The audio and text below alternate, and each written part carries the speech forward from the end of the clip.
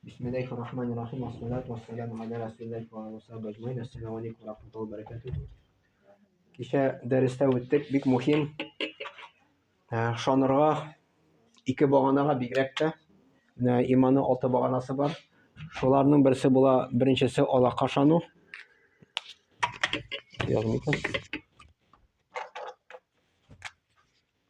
Беренчесе Аллаһка.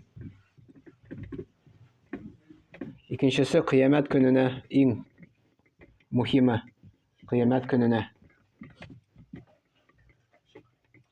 Бик мөһим. Бу самый основной баганалар ислам иманның. Моңа дәлил Коръәндә Аллаһ Тәгалә әйтә. Аль-Каһф сүрәсендә. Әйт, мин сезгә хәбәр биримме? Аллаһ Тәгалә әйтә, гамәлдә алданучырак, каты хәсрәттә тиешлерәк кешеләрдән ди. То есть иң каты алданучы кем ди? Ул алданучы кешеләрнең дөньяда гамәлләре батыл булды. Ягъни дөньяда гамәлләре батыл булды, кабул булмады дигән сүз. Ягъни барча эшләре Аллаһка каршы булды. Шулай булса да ул яхшы эшлибез, изге гамәл кылабыз дип уйлыйлар ди. Кемнәр алар? Ул алданучылар Раббыларының аятларына һәм кубаралып Аллаһка юлкуга ышанмадылар. Менә дәлил монда. Аллаһ Тәгалә әйтә. Кем алданучы ди? Кем Аллаһка һәм аның аятләргә ышанмады ди? Һәм Аллаһ белән очрашуга ышанмады ди. Кыямәт көнендә. Без Аллаһ белән очрашабыз кыямәт көнендә. Шушы кешеләрнең гамәлләре батыл булды ди, батыл кабул булмады дигән сүз.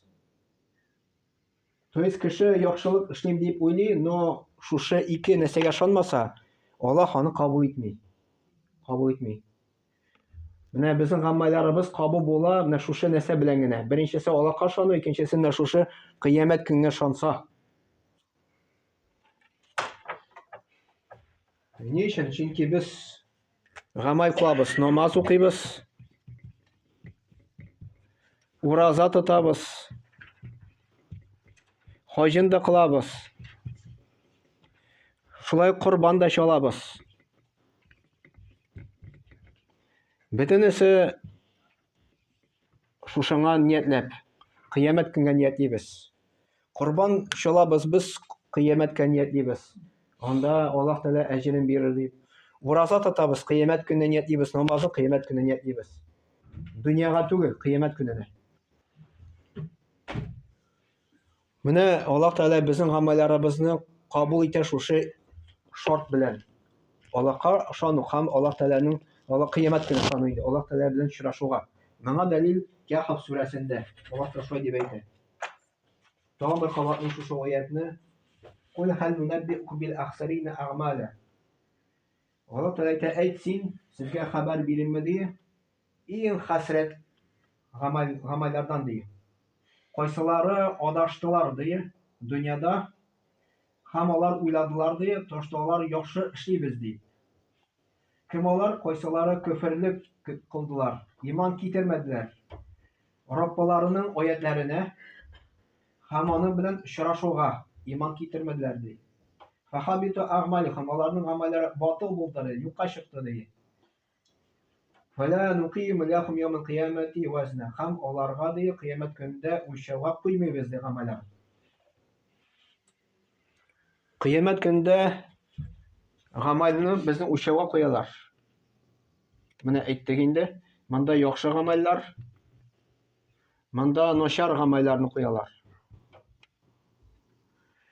Кем шушы ике нәрсәгә ышанмады икән, бу якка куелмый үлчәүгә. Только бу якка гына куела. Моңа дәлил Коръәндә Аллаһ Тәгалә үзе шулай дип әйтә. Чөнки безнең гамәлләребез кабул була только менә шушы Аллаһка ышану һәм кыямәт көненә ышану. Без бит изгелек ни өчен кылабыз? Аллаһ ризалыгы өчен, чтобы кыямәт көндә Аллаһ Тәгалә безгә әҗрен бирсен дип, әҗр өчен бит инде. Савап өчен. Савапны Аллаһ Тәгалә безгә кыямәт көндә бирә. Кемдер, мәсәлән, намазны дөнья өчен укыса, кыямәт көндә Аллаһ Тәгалә аңар үлчәүгә куймый. Ничек була ул дөнья өчен намаз уку? кеше өчен инде, кеше мактасын өчен. Менә шулай. Уразаны юк. Уразаны кеше өчен тотып булмый. Потому что син бит ураза тотасың Аллаһ каршында. Мәсәлән, син кеше күрмәгәндә ашый аласың, но Аллаһ каршында син ашый алмыйсың инде. И поэтому ураза монда керми. Потому что син ул яшерен әйбер. Кешедән син, мәсәлән, яшерсәң дә Аллаһ Тәгаләдән яшереп булмый. Дальше аят килә.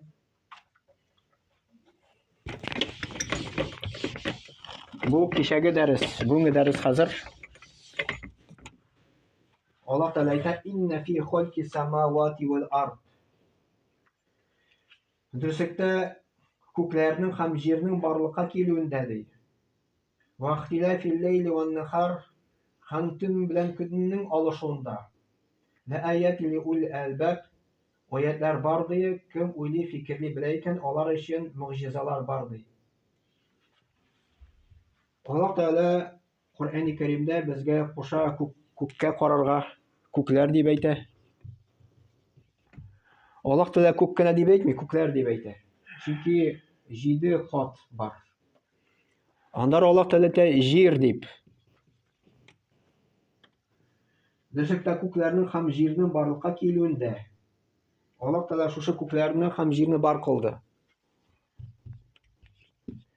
Аннары Аллаһ Тәгалә әйтә: Төн белән көннең алышуында. Төн һәм көн. Бу бөтенесе Аллаһ Тәгалә бар кылды, көнне дә, төнне дә.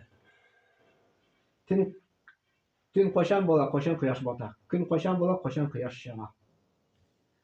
Аны ул кояш белән генә түгел. Аллаһ Тәгалә төнне, көнне дә бар кылды. Кояшны да бар кылды. Менә шушы нәрсәләрдә Аллаһ Тәгалә әйтә: уйлый, фикерли, белә торган кешеләр өчен мөгъҗизалар бар ди. Менә сорасалар, Аллаһ Тәгалә безгә мөгъҗиза ни дип күрсәтә мәсәлән? Күк белән җир, аннары без үзебез мөгъҗиза. Ничек күкләр мөгъҗиза булырга мөмкин? Аллаһ Тәгалә Коръәндә әйтә: күккә карагыз ди. Тәбәрек сүрәсендә. Сез бер нинди кимчелек табасызмы ди күктә ди. Сез внимательно карасагыз ди, таба алмыйсыз ди. Аннары тагын икенче тапкыр кара ди күккә ди. Сез бер нинди трещина күктә табасызмы ди? Юк, таба алмыйбыз. Даже внимательно бик каты приборлар белән карасак та, күктә бер нинди дә кимчелек, бер нинди дә трещина таба алмыйбыз. Аннары Аллаһ Тәгалә әйтә: күккә карагыз ди. Күкнең бит инде бер нинди төри торган нәрсә юк ди. Менә безнең түбәгә карасак, аны стенага терәлә. Стена фундаментка терәлә инде. Күк юк, ул берәрсә терәлмәгән. Әлләзина язкуруна қияма, кайсылары ди Аллаһ, кайсылары ди искә төшерәләр Аллаһ Тәгаләне. Баскан килеш.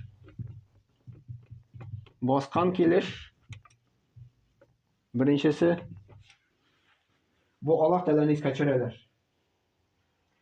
Аннары утырган килеш ди. Утырган килеш. Өченчесе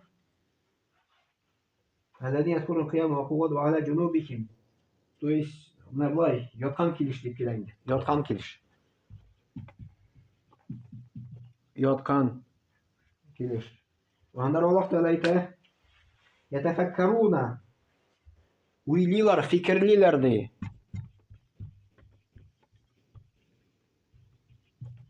Нәрсә турында фикерлиләр? Фи халки самавати вал ард.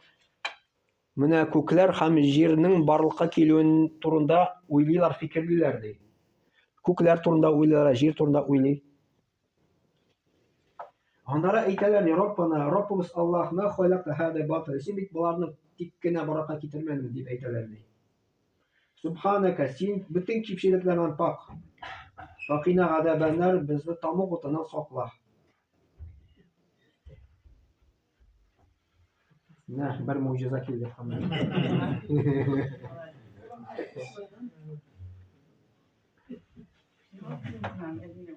Менә хәзер внимание токтагар, Зәйнәпкә түгел. Күкләргә карыйк. Күкләрне Аллаһ Тәгалә әйтә, бизәдем дие йолдызлар белән. Коръәндә Аллаһ Тәгалә әйтә, күктә йолдызлар бар. Йолдызларны бар кылды өч максат өчен. Коръәндә китерелә ул. Беренчесе максат Аллаһ Тәгалә бизәдем ди күкне ди. Шушы йолдызлар белән. Икенчесе максат йолдызларның юл табар өчен. Өченчесе максат шайтаннарны алар атар өчен. То есть шайтаннар алар күккә менәләр. Аллаһ Тәгаләнең киләчәкне тыңлар өчен. Анда фәрештәләр аларны шушы йолдызлар белән аталар дип килә инде. Шушы йолдызлар белән дигән ул төрле нәрсә мәгънә килә инде. Йолдызлар белән дә булырга мөмкин, кометалар белән дә булырга мөмкин инде. Менә Аллаһ Тәгалә Коръәндә әйтә, йолдызларны бар кылдым да өч максат өчен. Шайтаннарга атар өчен, беренчесе, икенчесе юл табар өчен, өченчесе матурлык өчен инде, матур. Менә Сулейман хәзрәт килеп әйтә, соңгы тапкыр бага сөйләде бит. Бер вакыт ул монда җәй көне килгәне бар иде. Без монда иртәнге намазга, или ястү намазга барганда соң күккә карады да, сездә йолдызлар бик матур икән ди, бездә әлбәттә андый матур түгел ди. Потому что шәһәрдә йолдызлар бик күренми. Анда освещение көчле. Ә бездә освещение булмагач күренә бит нәрсә.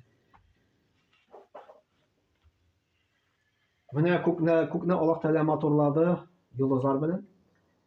Һәм юл табар өчен. Элекке заманда чүлдә баргандамы, или корабльдә баргандамы, специально видимо гыйлем өйрәнгәннәр, шушы йолдызлар карап, алар юл тапканнар. Алар өчен как навигатор булган инде. Менә шушы баскан килеш без Аллаһны искә төшерәбез. Менә мин баскан килеш Аллаһны искә төшерәм хәзер. Аннары Аллаһ Тәгалә әйтә, утырган килеш. Сез менә хәзер утырып торасыз. Без Аллаһны искә төшерәбез. Бер хадис искә төште, Мөхәммәд саллаллаһу алейһи әйтте. Кайда гына булмасын ди, кешеләр җыелып Аллаһ Тәгаләне искә төшерсәләр ди. Шушы җиргә ди, Аллаһ Тәгаләдән тынычлык иңә ди. Менә кайда гына Аллаһ Тәгалә турында сөйләшмәсен, күңелгә тынычлык килә. Әле беркемне дә аның күңеле борчылганы юк, кайчан Аллаһ Тәгалә турында искә төшергәндә. Менә без Аллаһ Тәгаләне хәзер искә төшерәбез, күңелгә Аллаһ Тәгалә тынычлык сала. Шушы җиргә ди фәрештәләр төшәләр ди. Нахар монда фәрештәләр бар. Әлбәттә безнең күзләр аларны күрми, алар бар. Специаль фәрештәләр бар ди, кайсылар ди шушы мәҗлисне эзлиләр, кайда Аллаһ Тәгаләне искә төшерәләр икән. Именно бу мәҗлис, гыйлем мәҗлисе, ул иң күркәм мәҗлисе санала.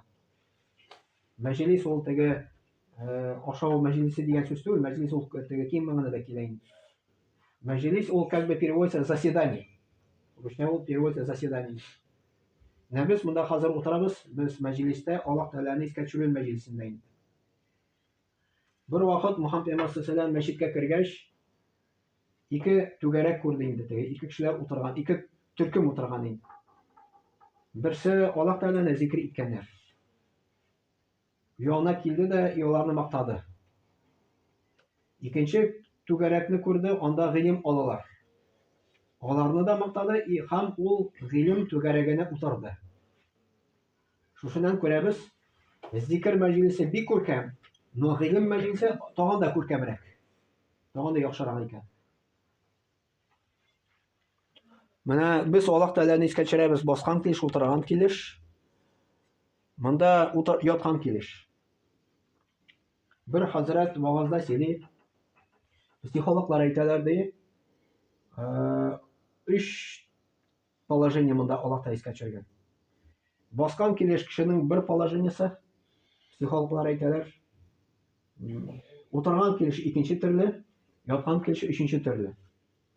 Баскан килеш кешенең нинди психология, ул гыйлем бирә ди. Яисә басып хутба сөйли ди имам инде. Утырган килеш кеше гыйлем ала ди. А яткан килеш кеше либо ул йокларга җыена ди, либо ул авырта ди. Менә шушы 3 төрле положениедә Аллаһ Тәгалә әйтә, Аллаһны искә төшерәләр ди. Яткан килеш йокы алдыннан бар дугалар. Дуга кылганда без Аллаһны искә төшерәбез.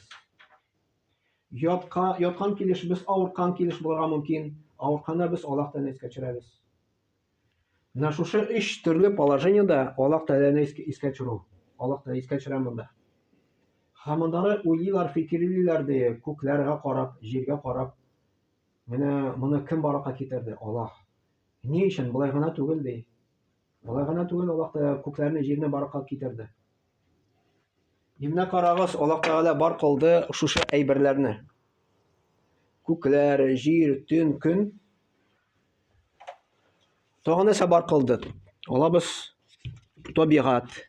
Индеме? Табигать. Аннары хайваннарны Аллаһ Тәгалә искә төшерә. Маллар дип, хайваннар.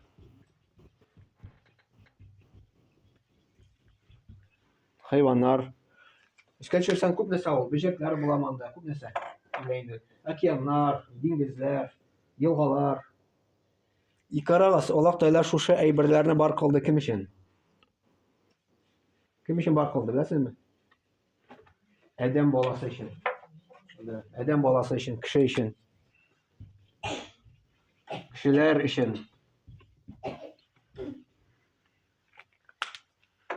Безнең абзарда хайваннар бар безнең өчен.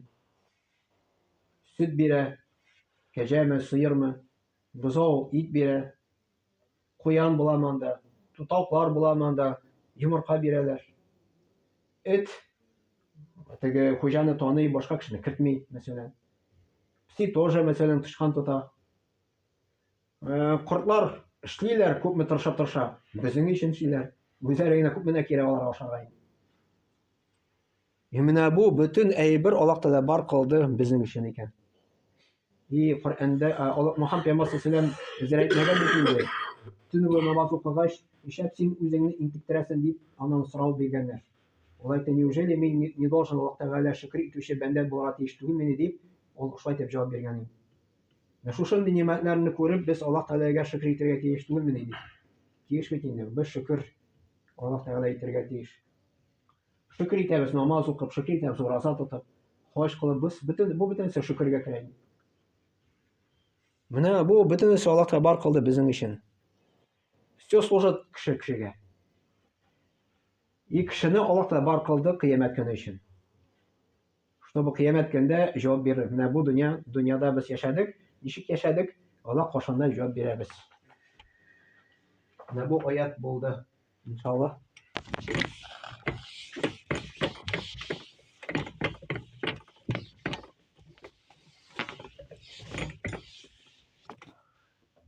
Менә без хәзер үтәбез Коръән аятлар. Коръән аятының тәфсирләрен. То есть Рамазан аенда бигрәк тә каты киңәш ителә Коръән уку. Коръән укырга просто була укырга, а була уйлап фикерләп укырга. Без хәзер Коръәнне как раз үтәбез уйлап фикерләп. Тәрҗемәсен белән, тәфсире белән бергә.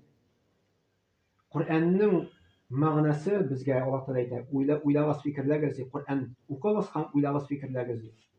Не просто укырга, а уйларга, фикерләргә кирәк.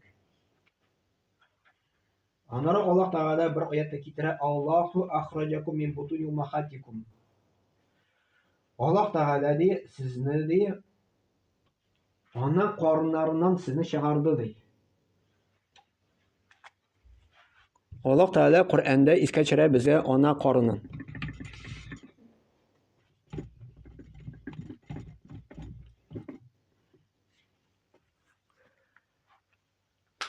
Аллаһ Тәгалә безне шундый чудесным образом дип әйтәбез, бар кылды ана эчендә. Ла тәгъламуна шәйъа.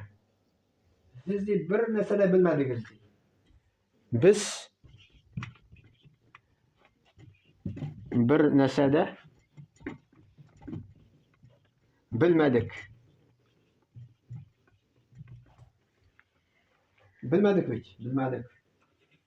Ваҗа'ала лакум ас-сам'a. Һәм Аллаһ Тәгалә сездә бар кылды ди. Ишетә торган нәрсә? Колак дип әйтәбез. Kulaklar. Аннары Аллаһ Тәгалә әйтә.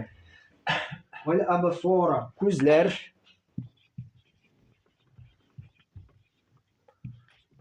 Аннары Аллаһ Тәгалә искә төшерә. Вәл афида, йөрәкләр дип.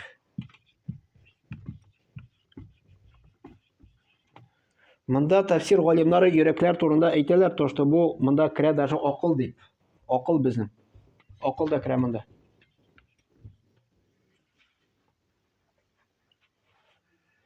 Ләалликум ташкурун, бәлки шөкер итәрсез ди. Бәлки шөкер итәрсез. Аллаһ Тәгалә бәлки дип әйтә, потому что безнең кеше Аллаһка шөкер итми. Кайбер кешеләр генә шөкер итә, бәлки шөкер итәрсез ди. Тәфсир галимнары шушы өч агъзаны турында әйтәләр. Менә өч агъзаны Аллаһ Тәгалә зря безгә как бы выделять итмәде, зря гына. Шушы өч агъза белән галимнар әйтәләр, кеше гыйлем ала ди. Шушы агъзалар булмаса, кеше гыйлем ала алмый. Кулаклар булмаса, күзләр булмаса, йөрәкләр булмаса, йөрәкләр ул акыл безнең булмаса, без берничек тә гыйлем ала алмыйбыз. Аллаһ Тәгалә безгә күп нимәт бирде. Ул гына түгел, Коръәндә Аллаһ Тәгалә әйтә, сезне каләм белән язарга өйрәттем ди. Ничек Аллаһ Тәгалә безне каләм язарга өйрәтте? Безне мәктәптә өйрәтәләр. Укытучы өйрәтә каләм язарга. Аны укытучы бит маймылны укырга язарга өйрәтә алмый бит. Или аюны укырга язарга өйрәтә аламы? Өйрәтә алмый бит ул. Или тавыкны язарга өйрәтә алмый бит, өйрәтә алмый. Кемне өйрәтә ала? Кешене. Кешене өйрәтә алгач, кем безне иң беренче? Аллаһ Тәгалә безгә шундый функция куйган. Без яза беләбез, каләм белән.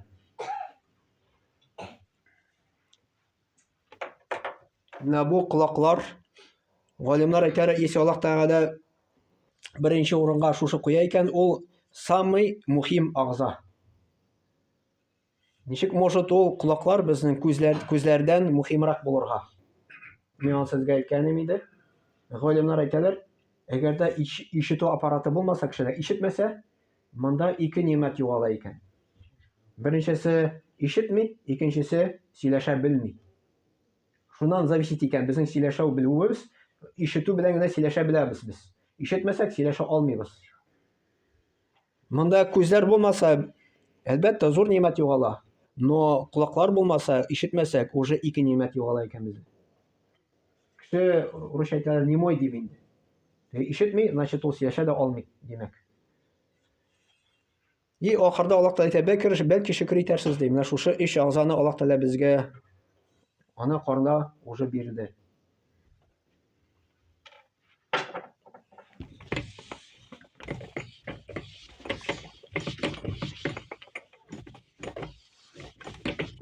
Андары Аллаһ Тәгалә әйтә, «Амир рахматихи». Аның рахмәтеннән булып тора ди, «Җа'ала лакумул лейла ван нахара». Аллаһ Тәгаләнең рахмәтеннән безгә, который ул бирде, булып тора төн. Төн нимәте. Андары Аллаһ Тәгалә әйтә, көн нимәте. Бу бөтенесе нимәтләр.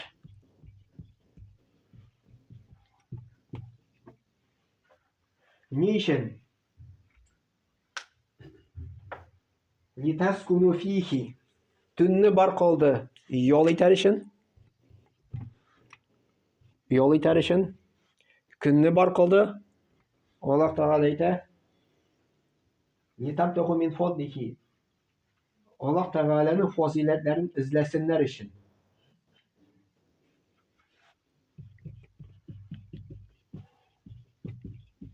Фазиләтләр эзләр өчен. Аллаһ Тәгаләнең фазиләтләре эзләр өчен дигән сүз кәсеп итәр өчен. Вообще менә көн ул ни өчен кирәк? Кәсеп итәбез анда, ял итәбезме? Ничек? Вообще яшибез инде көндә. Аллаһ Тәгалә төнне искә төшерде.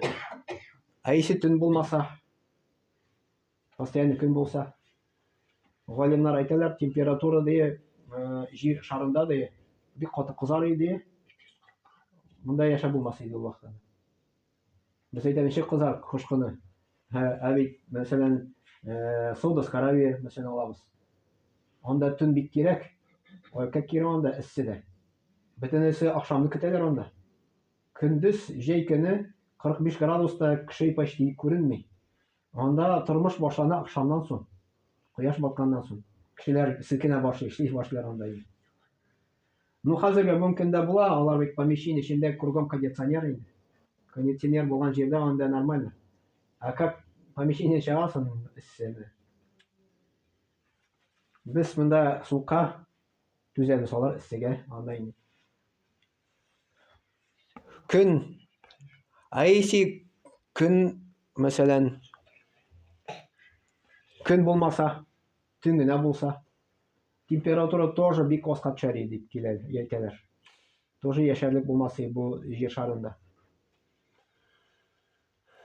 Шуның өчен Аллаһ Тәгалә монда Коръәндә безгә искә төшерә, уйлагыз, фикерләгез ди, шулай фикерләп, уйлап укыгыз ди Коръәнне. Төн бар, ул Аллаһ Тәгаләнең зур нимәте. Көн бар, ул Аллаһ Тәгаләнең зур нимәте. Көн дә кирәк, төн дә кирәк.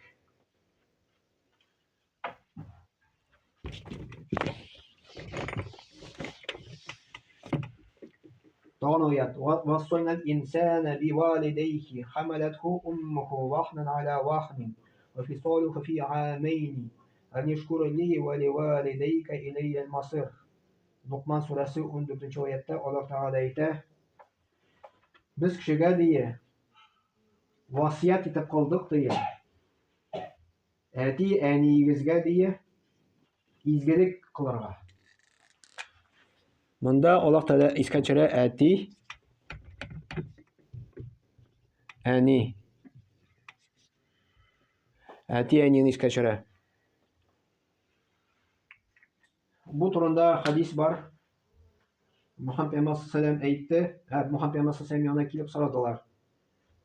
Аллаһтан соң deя, иң беренче мөмин кемне хөрмәт итәргә тиеш? Мөхәммәд пәйгамбәр саллаллаху алейһи әйтте, әниеңне ди. Аннан соң кемне ди? Әниеңне ди. Аннан соң кемне ди? Әниеңне ди. Аннан соң кемне дип сорагач, әтиеңне ди. Ни өчен Мөхәммәд пәйгамбәр саллаллаху алейһи әнине 3 тапкыр кабатлады? Беренчедән бала ана эчендә барлыкка килә бит инде. Без бөтенебез әни эчендә булдык. Яна кеше уже получается шушы баланы йөрткәндә Аллаһ Таала әйтә: Авырлык өстендә авырлык белән йөртә ди. Хатын-кызлар беләләр, без белмибез, без аны Коръәнне генә беләбез. Авырлык белән йөртә ди. Авырлык өстендә авырлык белән йөртә ди.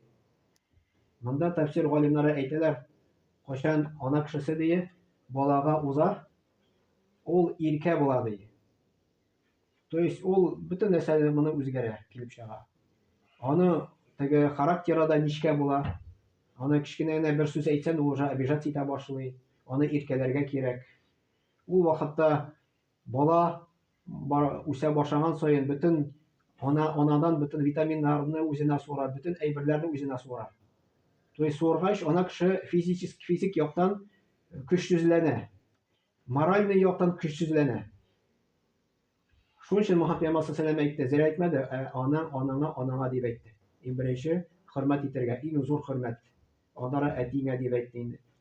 Аннары баланы алып кайта авырлык белән. Аннары Аллаһ Таала әйтә, 2 ел имезү ди.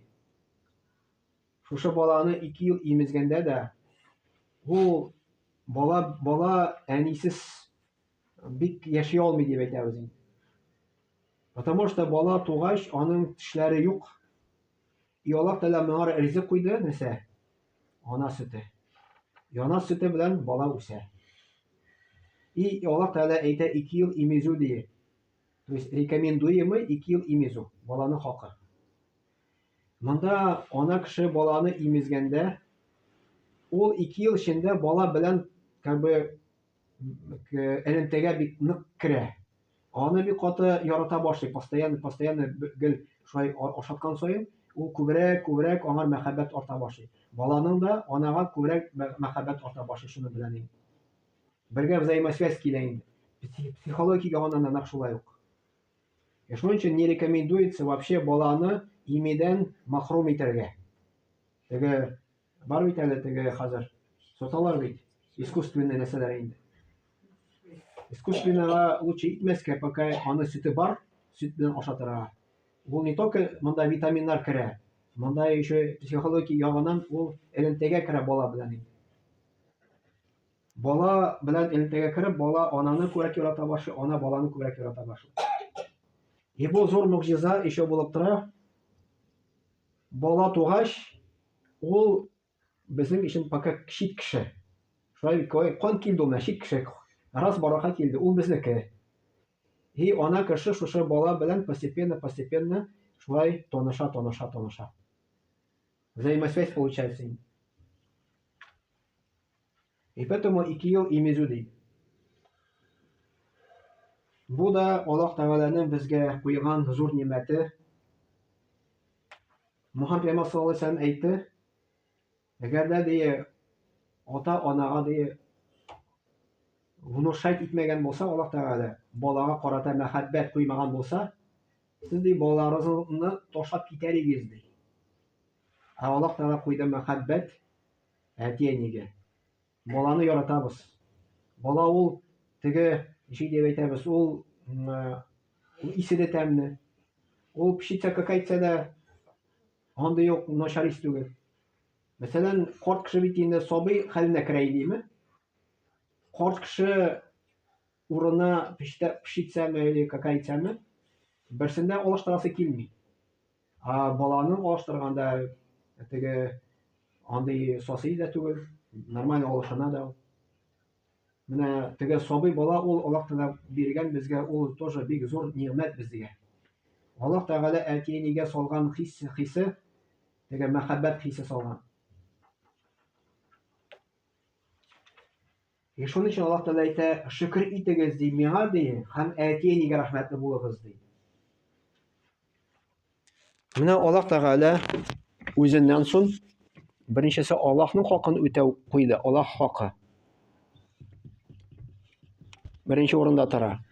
Икенче урында тора әти-әни хакы. Әти-әни хакы. И даже галимнар кайберләре әйтәләр, кем әти-әнине рәнҗетә ди, кеше үтерүгә караганда да гөнаһысы зурак дип әйтәләр. И Мөхәммәд саллаллаһу алейһи ва саллям әйтте, кем әнине рәнҗетә ди, или әтине буламы, әнине буламы, Аллаһ Тәгалә газабын ди уже дөньяда ук ашыктыра инде ди. Бер хәзрәт сөйләде, аның абыйсы булган. Шушы абыйсы әнисе белән бергә яшәгән инде. Шушы абыйсы ул хәмер чиргә яраткан инде. Гел часто эчкән исер булган. Исер булган вакытта күрәсен үзенең әдисен ничек кенә аны сүкмәгән, нәрсә генә, ни дигән начар сүзләр әйтмәгән инде. Әнисе үлә, әнисе үлгәннән соң бу да асылынып үлә дип килә. Әйтте инде, асылынып үлә дип. Ни өчен асылына? Потому что әти-әни рәнҗеткәч, уже дөньяда ук Аллаһ Тәгалә газабын ашыктыра. Уже дөньяда ук ул ләззәт, рәхәтлек күрә алмаган. Потому что әнисен рәнҗеткән. Аннары Юсуф хәзрәт әүлиятшин сөйли, карагыз ди безнең Коръән китабыга ди. Нинди китапта бар ди, что әти-әнине шундый зур дәрәҗәгә куя Коръән, Аллаһ Тәгалә. Бер китапта да таба алмыйсыз ди, әти-әнигә шундый зур дәрәҗә бирелгән ди. Ул Коръәндә безгә Аллаһ Тәгалә шулай дип куйды.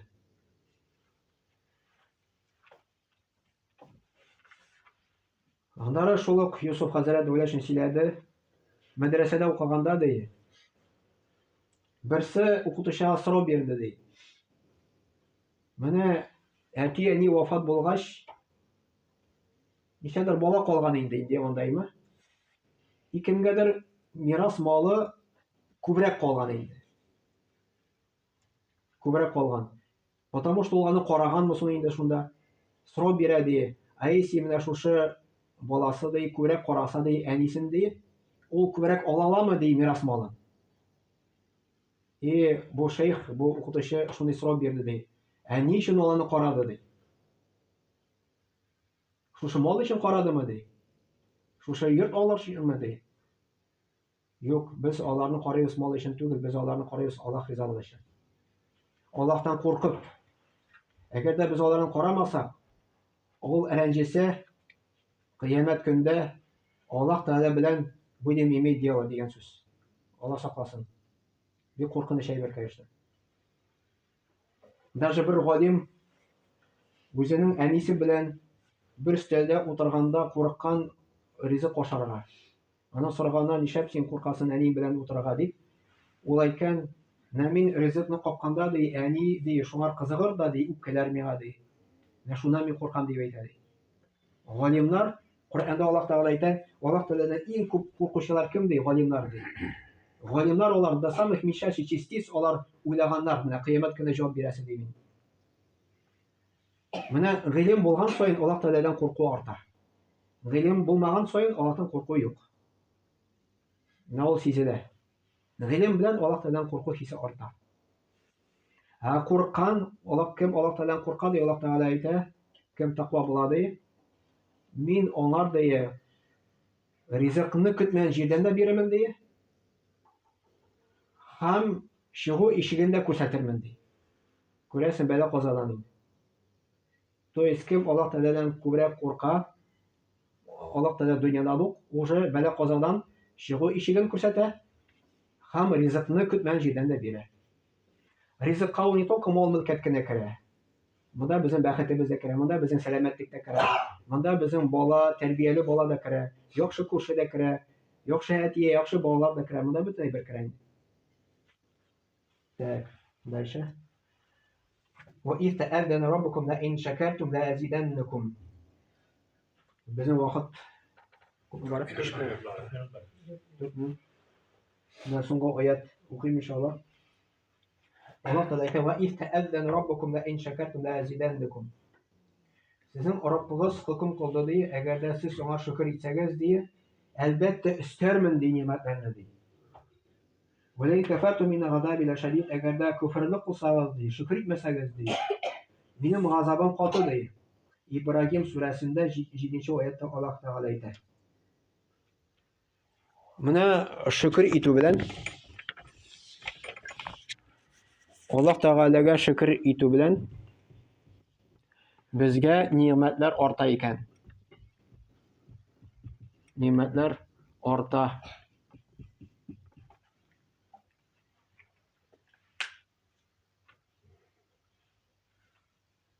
Һәм галимнар әйтәләр, әгәр дә синең хәлең шундый була икән, нимәтләр кими синең, артмый. Шөкер итәргә кушалар. Шөкер итәргә кушалар. Шөкер итү ул тел белән, күңел белән һәм безнең гамәлләр белән.